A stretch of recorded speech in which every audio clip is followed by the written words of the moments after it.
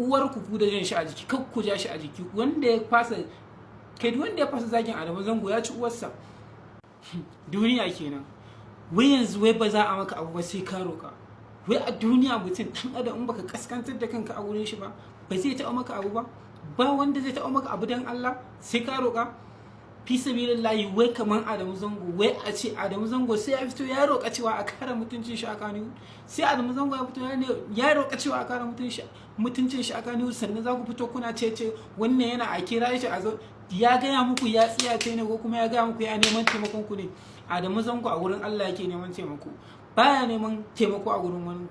To saboda haka masu zuwa wani a kira shi a jawo shi a jiki, kuna jawo shi a jiki kuna tunanin wai ta kare ma Adamu Zango ne ko kuma wani wai halin da ya shiga. To wallahi Adamu Zango ya fi karfin ku. Adamu Zango ya fi karfin ku, ya wuce da tunanin ku.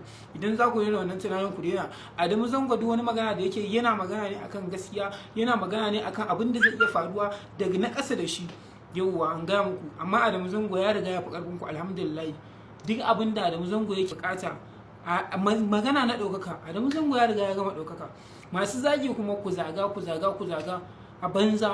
a banza don ba da wanda zai iya zuwa ya taɓa Adamu Zango, ba wanda zai iya zuwa ya kama kwalan Adamu Zango kuma ya ce zai taɓa Adamu Zango. Magana ne a baki, ku yi ku gama.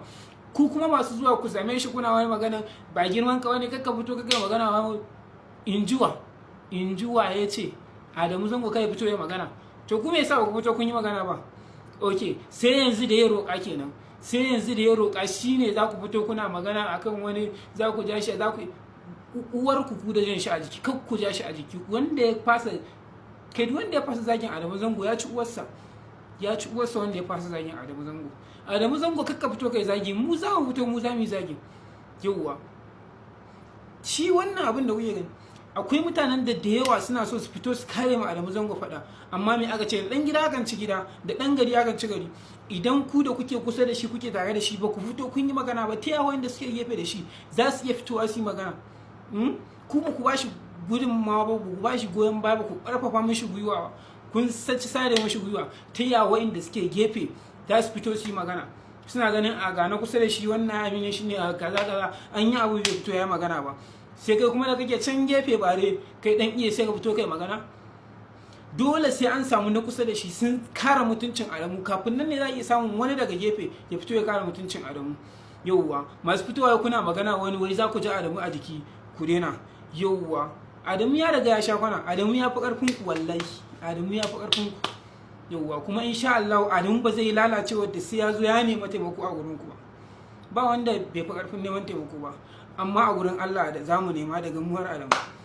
Yauwa insha Allah kuma masu son ganin Adamu ya faɗi ƙasa, to wallahi a hirɗin ku Allah ya fi ku.